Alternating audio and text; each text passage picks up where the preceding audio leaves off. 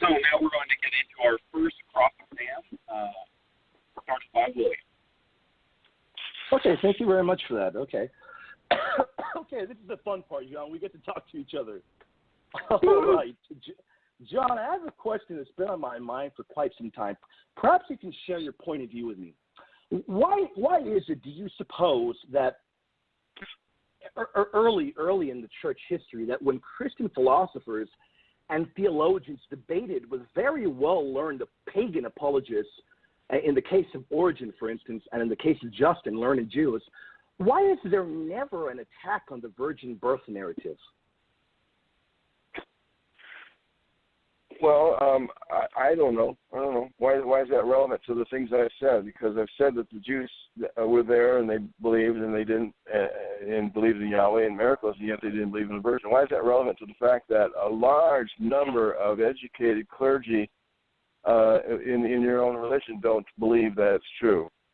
There might be other kinds of reasons. I'm not a historian on that fact.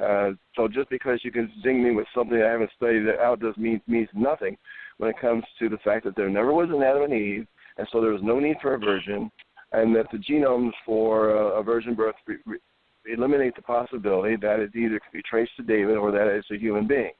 No, I don't know. Yeah. No, I understand your argument with the learned clergy, but actually, my question was not attempting to zing you. I mean, if you think I'm trying to zing you, you can call me out for that. I'm just really curious why when we look into early church, because you mentioned that you don't think the Gospels or the accounts of Paul or anything else in the Bible can be called historical. So my only question is, can you give me your thoughts maybe? Why do you think that no early pagans or Jews, why do you think perhaps that in the early age, contemporary to the biblical time, that there is no attack on this virgin birth narrative? I mean, why do you think that is the case? Well, what I do know, I mean, without a doubt, is that Christians burned the documents of the other Christianities. There are a lot of Christianities that died out.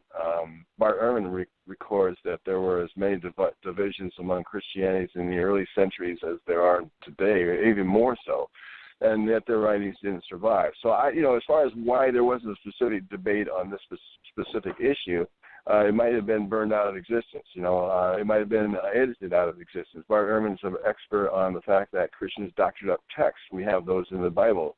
The last portion of the Gospel of Mark wasn't original. There were portions of John chapter 8 that we know weren't original.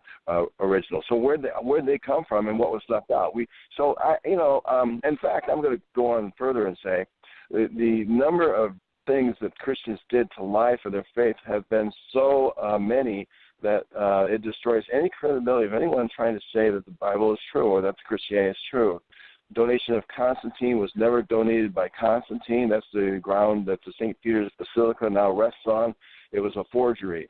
Josephus has a passage in his Antiquities of the Jews where he says Jesus rose from the dead. We know that's a forgery. We know there are forgeries throughout the New Testament. As I mentioned, a few of them there. There's just lots of them. So we know that there's burnings of books, and we know that there are insertions of text. So the fact that it's not mentioned as one of the debates might just be a testimony to the fact that the Christians eliminated it because it was an embarrassment to them, as far as I know. And I don't know that.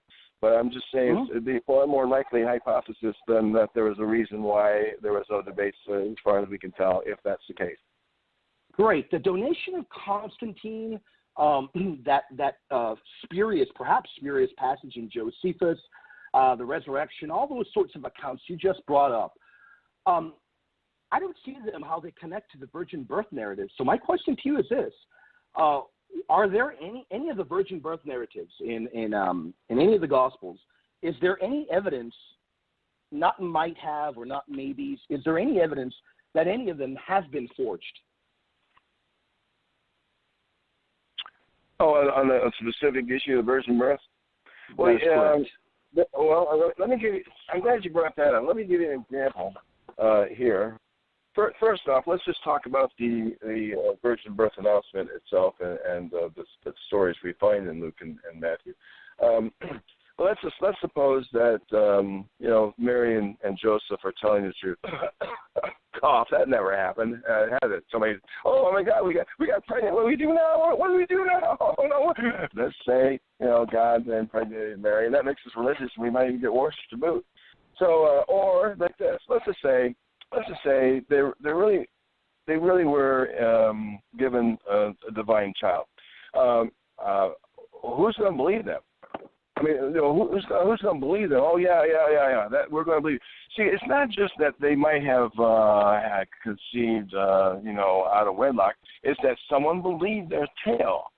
I mean, I just don't find that anyone today, someone comes up to me and says, hey, we've got a child that was a virgin birth and we never had sex. And by the way, there's an interesting passage here that says that after Jesus was conceived in Mary's womb, Joseph, it says, never had sex with her until after Jesus was born. Oh, that's laughable. That's the stuff of fairy tales. Why would Joseph not want to have sex with his bride-to-be? It's like, oh, no, we have to write this story so that everybody knows that Joseph, didn't have sex with Mary throughout the entire time of her pregnancy. Okay, now it's John's turn to cross-examine me, I believe. Oh, my turn. All right. Well, let's just look at. I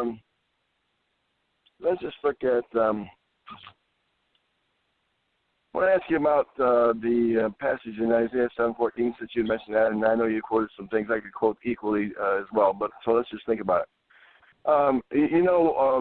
What it means to study the etymology of a word, correct? That is correct. Absolutely. All right. That's for everybody else. That's the history of the meaning of a word, and it changes. Like, for instance, the word "nice," as we say today in today's world, is the same as somebody says a nice person. Someone's a good person, a kind person. But in the old German, I think, maybe in Middle English, it was calling someone an idiot. You know that. And the word "gay," the gay, what is it? The gay 20s or something like that. Back in the day, that was a happy word. We're all happy. Whereas now, if someone uses the word "gay," it's like, okay, well, he's a homosexual or she's a lesbian or something. So words change their meaning. We can see in the word "gay" and "nice" how fast they can change. As they change all the time. Anyway, so what we have is a word that a better word would have been the word Bethula for virgin, but apparently Isaiah chose a different word that had ambiguous meanings at best, but I want to see the 80% occurrences that you say are there, and I want to ask you, first off, did you look at did you look at all 80% of those occurrences? Every single one I've studied, every single occurrence of Alma and every single occurrence of Betula. And I think that's a very good point that you bring up. Let me just continue a bit for it to be clarified.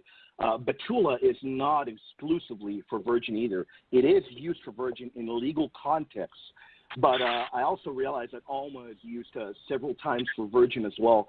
The argument is there actually is no argument in terms of the words Alma and Betula used, because I think that issue is settled when in the very interpretation and translation of the text done by the Jews, we have the Greek word Parthenos used, which is referring to the virgin. I think that issue is settled in and of itself right then and there. Well, no. See, I take a different view, and the word had changed meaning by the time of the Septuagint translators that they mistranslated the word. The thing is, the Greek translation of the Hebrew word is not the same thing as the Hebrew word. So to hang your hat on a Greek translation made in, 8200 of a word that was penned in Isaiah's day, they say about 600 BC, something like that, that you're still depending on a mistranslation so long as you can prove that that's the accurate translation. Just because they thought that was the case doesn't mean it is the case. Well, to answer that for you, I'm not basing my belief or my argument on this point on a translation. Actually, that's a really good point that you bring up, because rather than just being a translation, the Septuagint in this point is being an interpretation. So even bigger than a translation, this text is being interpreted.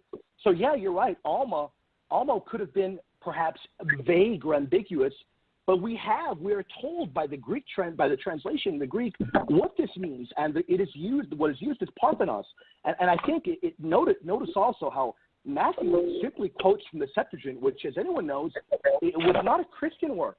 But Matthew, through early testimony, we know Matthew most likely had an Aramaic original. Matthew would have known the original Greek. Matthew would have been familiar with both texts, and yet still the prevailing interpretation at his time would have been that of the Virgin. So I think that's really important to point out, and I thank you for bringing that up.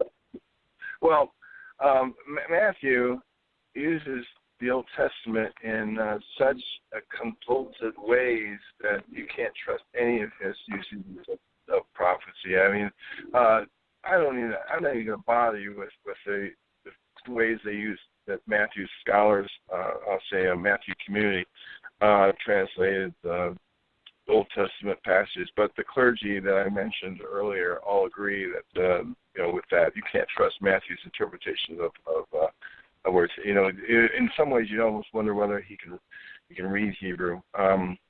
But I'm not going to claim he did. But let's just go back to the original text. Okay, Isaiah 7. You ready for this? You want to read that text with me? It's about Ahaz, the son of Jotham, and the son of Uzziah, king of Judah, etc., etc. And God is like saying, okay, now you know what? Here's what's going to happen to you guys. I don't like you anymore, and you're going to really suffer because of this. And so the Lord spoke to Ahaz, saying, ask the sign of the Lord, that God ask it either in the depth or in the height above. Ahaz says, no, I won't tempt the Lord. And so the Lord says, I will give you a sign then. And he says, behold, a virgin, that's what King James translation that I'm reading. A young woman shall conceive and bear a son, shall call his name Emmanuel. Everybody's called Emmanuel. There's so many Jesuses walking around the earth. That means nothing just because someone's called Emmanuel. There's a guy named Emmanuel Kant. Everybody wants to have a godly name. And then Isaiah says, butter and honey shall he eat, that he may know how to refuse evil and choose the good. For behold, the child shall know and refuse. Before the child shall know and refuse the evil and choose the good, the land that thou abhorrest shall be forsaken of both her kings. Oh, come on. You'll be the first one to say you got to read something in context. This is a contextual claim. It's a young woman that's going to give birth to a boy, and before he knows good and evil, I'm going to do what I'm saying I'm going to do. Okay, I will get to that when it's your turn again. Right now, I'll ask you a different question, but I'll get right back to it in a bit. All right, so we're doing the second of 6-minute cross exams.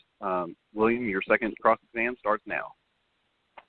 Great, thank you very much for that. Okay, John, I want to turn to Galatians 4:4, which I'm going to read it for you. It says, "But when the fullness of the time came, God sent forth his son, born of a woman, born under the law." The expression made of a woman is peculiar here. My question to you is this. Literally, the Greek word used for is genomenon. I'm wondering, do you think that this passage here, if Paul did not believe in a virgin birth, wouldn't this passage be a bit peculiar in the way he phrases it? I'm going to answer you, and I'm going to say something pretty bold here that you need to hear. First off, there was the early debates about whether Jesus was a human being, and the best way to settle that debate, since the genealogies don't seem to fit with the Joseph or David, they seem to be concocted. They may not even they probably didn't even exist at the time of Paul's letters to the Galatians, since it was probably the first letter written. Was simply to say, he was born as a fleshly baby, through the normal channels of a woman. Now, whether or not you buy that or not, I just want to say something pretty bold here. I mean, I have no reason to suspect, no reason to believe what Paul wrote. I don't think you understand that. I mean, there's nothing there. This is a visionary. You look in 1 Corinthians, 2 Corinthians especially, he's led by visions, and in Acts, if you believe that, I don't, but if you do, he's led by dreams at night. Dreams tell him to do this, dreams tell him to do that. In 1 Corinthians 14, he receives, his church receives prophetic gifts and words of knowledge, and all of a sudden, I've been to Pentecostal services. I've heard people stand up and say, God speaks this. Now, if you've never been to a Pentecostal church to hear that kind of crap, then you don't know what I'm talking about. But I have. I was first, foremost a Pentecostal when I first, became a Christian. And everybody had a word from God. Everybody thought and felt secure that God was going to do this, God was going to do like that. And that's the kind of stuff that made it into our Bibles. And I find it pretty cool. I understand your point. I disagree with you. I don't believe he's led by any vision. I agree. Paul did have visions, but I don't agree that he was ever led by any vision, especially you mentioned Acts and 1 Corinthians. I know that he did have some visions, but I don't think perhaps the resurrection account of what you're talking about, I don't think that was a vision. But my question to you is really simple. Actually, he does say his Damascus Road was a vision. Acts chapter 26, verse 19. He was talking, I think, to Agrippa or Festus. He says, listen, he says he recounted his story on the Damascus Road, and he says, listen, I'm trying to be faithful to this vision. I don't have the passage in front of me now. I could get it, but yes, actually, he actually says it. Physical appearance. He actually says it. He actually says his Damascus Road conversion was a vision. No, I disagree with you completely, and I would love to debate that issue with you. It's the word for vision. Well, I disagree again. I would love to debate that issue with you, but again, that has nothing to do with the virgin birth, but I don't agree with that. But I'm going to go right back to Galatians 4. I understand maybe you think Paul is full of it. Maybe you think Paul is just a liar, is not worthy to be believed at all. But can you at least agree with me? Even if he's a delusional whatever, can you at least agree with me that this passage seems to be referring to a virgin birth, even if he's not saying it explicitly? No, not at all. No, not at all. No, if the question is whether or not Jesus was a flesh and blooded person, a flesh and blooded baby, then the easiest way to spell that, which there was debates back in those days, and simply say he was born of a woman. I mean, you don't say born of a man because no man ever has a womb.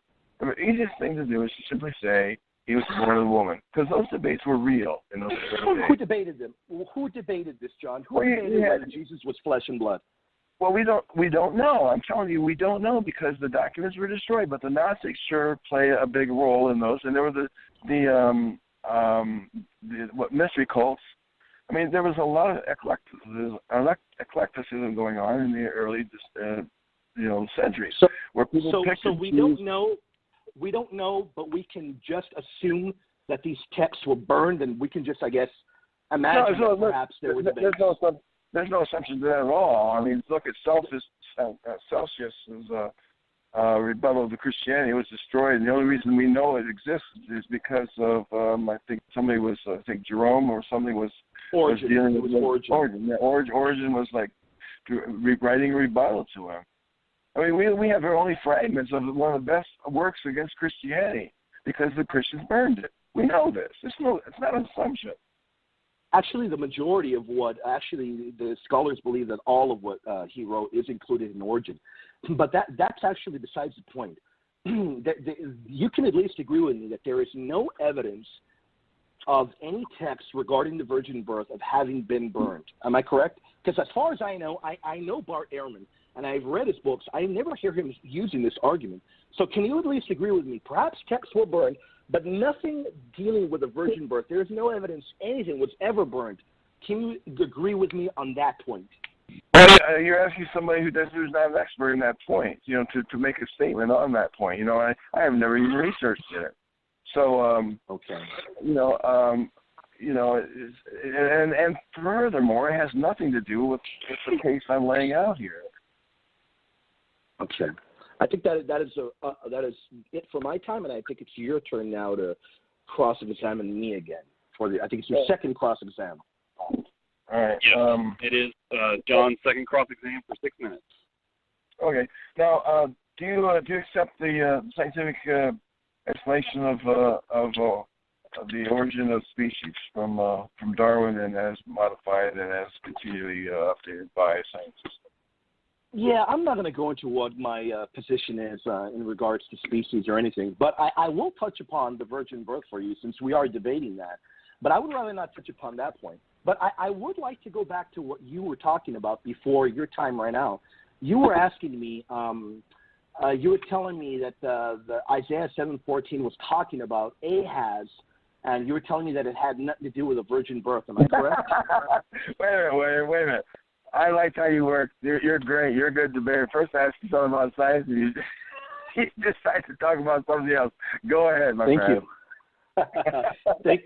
Thank you for that comment. Yeah, I appreciate that compliment, but I'm not trying to be crafty.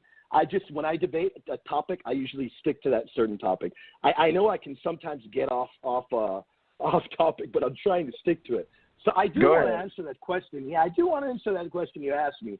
Unfortunately, before time ran out, and I just want to point out to people listening, in Isaiah 7:14, I think it's my answer would be so long, but to cut it short, we need to remember one thing. Messianic prophecies are revealed and they are fulfilled over a period of time. So, John, I know you said that this prophecy was one for the day of Ahaz, and I agree with you. It talks about a birth that was going to occur, but we don't have any clue as to how it was fulfilled. So the traditional view was that this was a prophecy for the house of David to replace the godless Ahaz is the most viable traditional view. House of David is spoken of in the plural at that. So, yeah, sure, it was applicable during the time of Ahaz, but it was prophesied and it was said to be of supernatural origins. So I think that even though this prophecy was said to be fulfilled there, it was not fully fulfilled. And I think that it did come, this prophecy, the supernatural birth of a young maiden, and the name is Emmanuel, God with us, a child. I think it does come into play. I think that prophecy in the New Testament time is overtaking the Emmanuel that was spoken of in that time period. Because we don't see, where is the Emmanuel that was spoken of in Isaiah 7:14? You know what happened to that? Instead, we see Christ fulfilling this promise given back then. It was never fulfilled back then. And this is how Matthew sees fulfillment to the house of David. I think that is a proper way of being able to look at that text. Well, I mean, look, if you're talking about double fulfillment or typology, those are the ways that cults always reinterpret their failed policies. I mean, their failed prophecy. Yeah, I mean, like you're talking about the Millerites, you're talking about the Jehovah's Witnesses, you talk about others that have had failed prophecies of, say, Jesus' return. They always find a way to metaphorically take those prophecies, to reinterpret them and say typology, who knows what. That's a clear indication that you really aren't being honest with the text. The text was about Ahaz and his day, and whether or not this child, as he grew up, would, by the time he grew up to know good and evil, then God would work his magic, work his woes on the people for their sins, which is another story entirely and quite barbaric. Love me or I'll kill you, what kind of a God. Right. But, answer that. I mean, you're just reinterpreting things because you have the need to reinterpret them, just like Zephaniah and Haggai had to be reinterpreted when they called Zerubbabel the new Messiah. They were wrong. Yeah. And yet I find it strange that it was still, left in the text, but, some blemishes remain. Clearly, go ahead. That's a really good point. I appreciate that a lot, too. I think that's a very good point. Unfortunately, I don't think that there is any typology or symbolism. Hello? Yes, are you able to hear me? Yeah, I'm here. Okay, yeah. I don't think there's any typology or symbolism that I'm reading into this. I think that it's plain and simple. There is a prophecy that was not fulfilled in this time period, and it is barely being fulfilled at a later period. So, I just don't see that. Here's what you believe, William. Here's what you believe. The reason you believe Isaiah 7:14 completely out of context is because Matthew is your guy.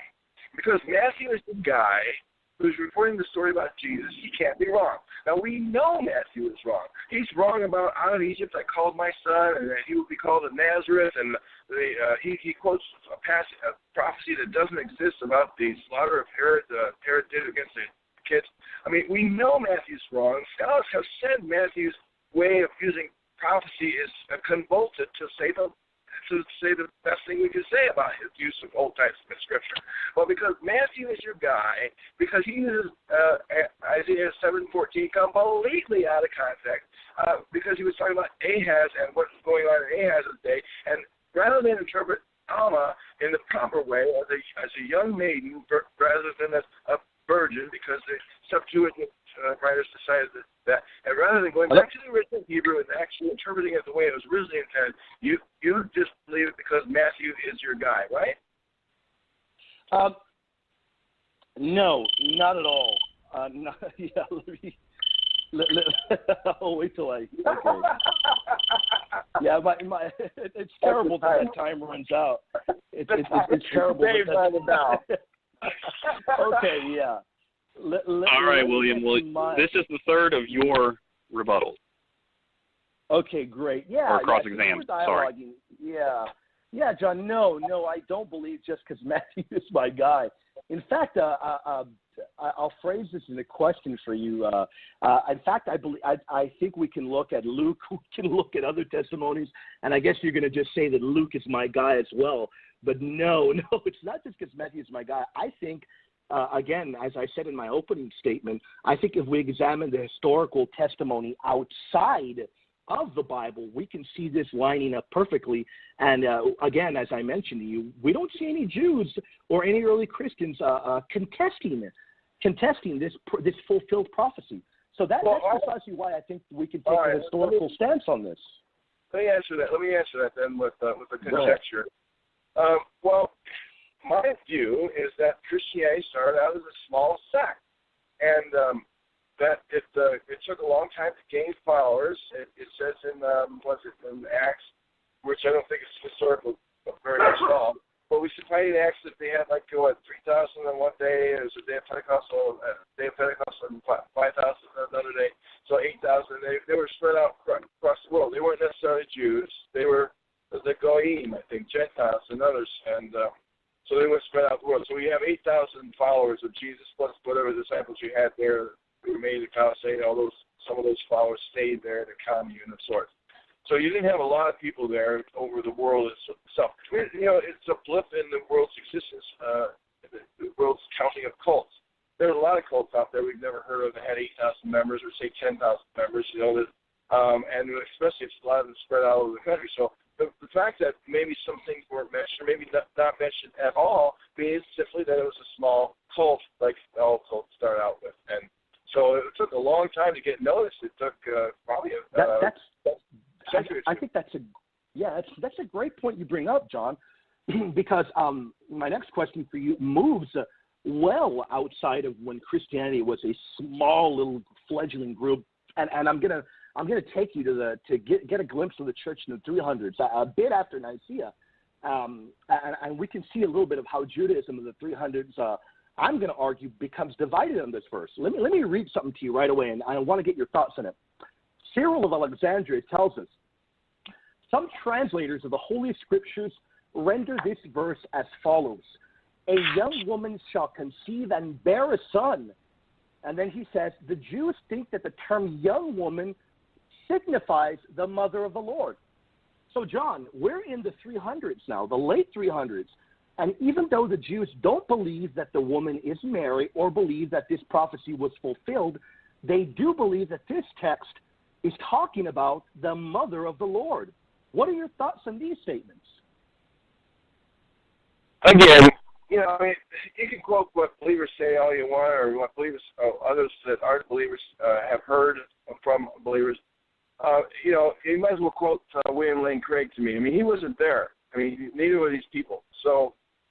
No, hold on. I just wait. Just to clarify for you, I understand he wasn't there, but he's talking about the Jews of his time period. At his time period, he's saying that they think the young woman is talking about the mother of the Lord in Isaiah 7, but they deny that prophecy was fulfilled. So you talked about the early church, fledgling church, whatever they believed. Maybe this was a minority belief. But you were going way after that fledgling church in the 300s, and the Jews believe that this text that you disagree with me on, they believe that it does talk about the mother of the Lord, that the prophecy wasn't fulfilled, but they do believe it is talking about the mother of the Lord. How can you square that with what you're saying, that they didn't believe that, if clearly they did? Well, a couple of things. First, you got to say this. You're always going to find somebody on your side that you wish were on the other side. Well, so I've got all the Jews on my side, so I think I'm in good company. You do not. Yes, you can always find, if you scour the record books, you're going to find some remote idiot, if you will. They're not necessarily that, but somebody you don't like saying things you don't agree with on the other side. I mean, you're going to find somebody like that. But the overwhelming number of Jews don't believe that Jesus was, just because you pull a quote out of thin air that I've never studied before, doesn't mean anything.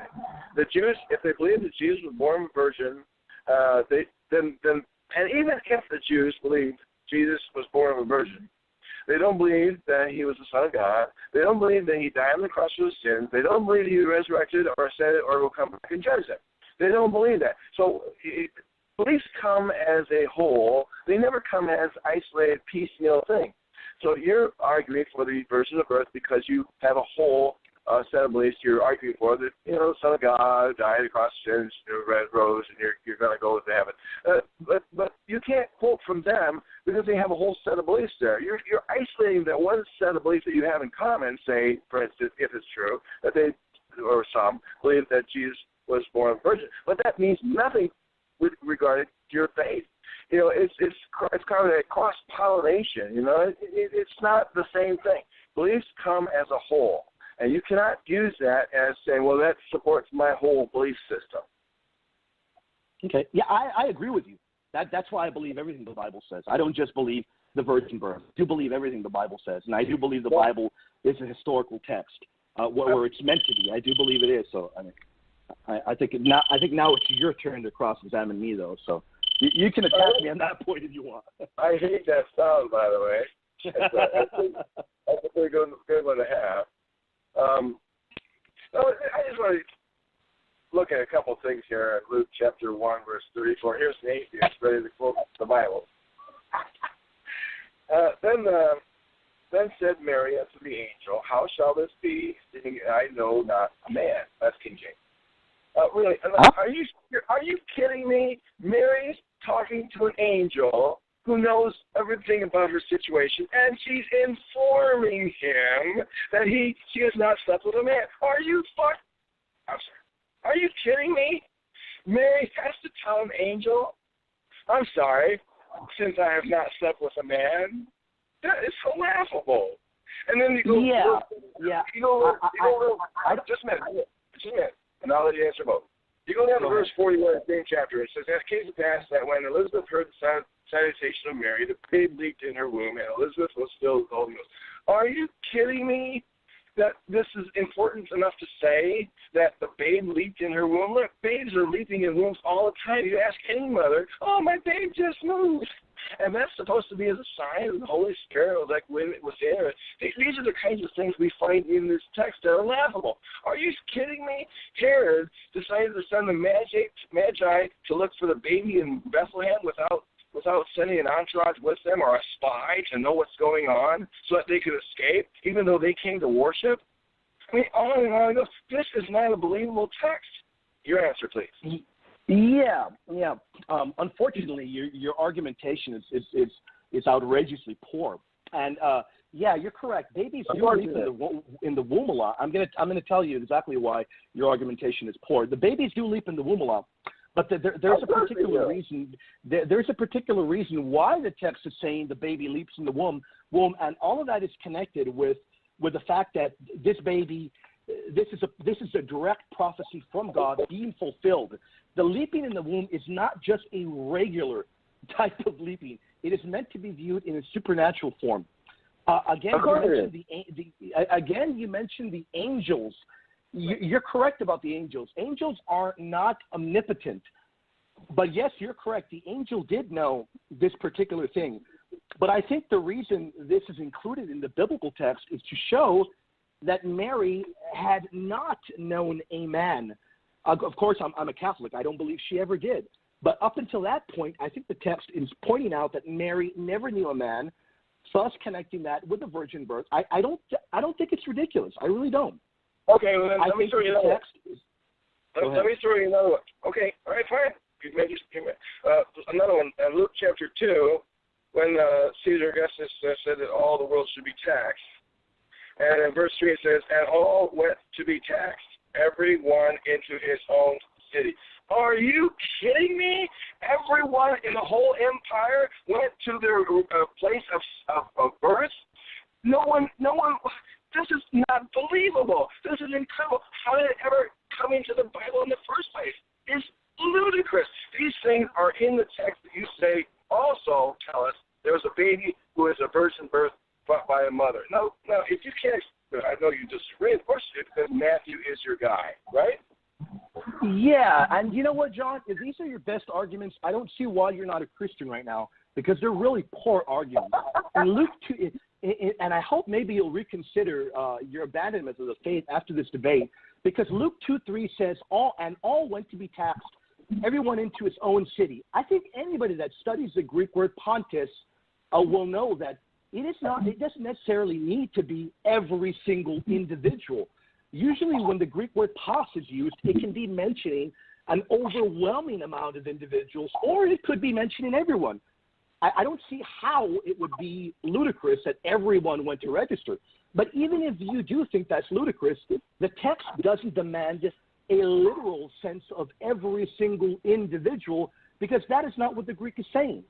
So I think a lot of what you disagree with, John, I think a lot of it can be answered properly if you study the text. And I really do hope you study it a little bit more, because I think there's a lot of evidence for the virgin birth, and not just that. I think there's a lot of evidence for Christianity in general. No, you didn't read verse 4.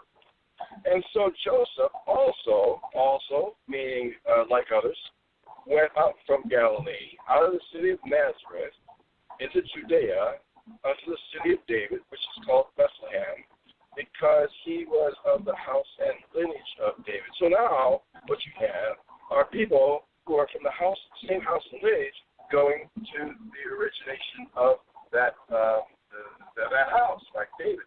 So that was 14 generations earlier, according to, I think, genealogy and Luke. So why 14 and not 17 generations earlier? Why 21? Why not 37 generations? Why is it 14? 14 generations. Those people, they should go to Bethlehem, or they should go to Bethlehem, because that's where my father of 14 generations lived and was born. This is what I'm talking about. This is not just you're pulling things out. You're not actually reading what's going on. And I did read the Bible 7 times, mostly in Greek, two times in Hebrew and Greek. Well, I think if you had read it in Greek or studied it, you wouldn't be making these elementary errors, John. I really think that these arguments that you're putting forth are poor, such as all going, all registering. I think had you actually studied that, you would have come to a different conclusion. I think you would have, if you had studied what the earliest Jewish interpretations say and the early Christians, you would come to the conclusion that the virgin birth is historical. Well,